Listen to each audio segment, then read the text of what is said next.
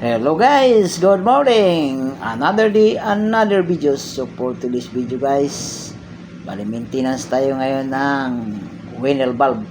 O tawag nito ay singawan po ng tangke.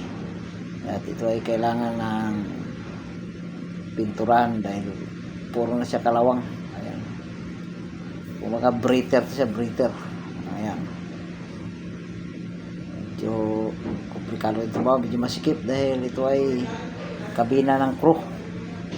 Yan, binuksan natin yung bulkhead niya at ayan, binuksan natin yung cover at piniturahan natin ang loob kung nahirap ang posisyon.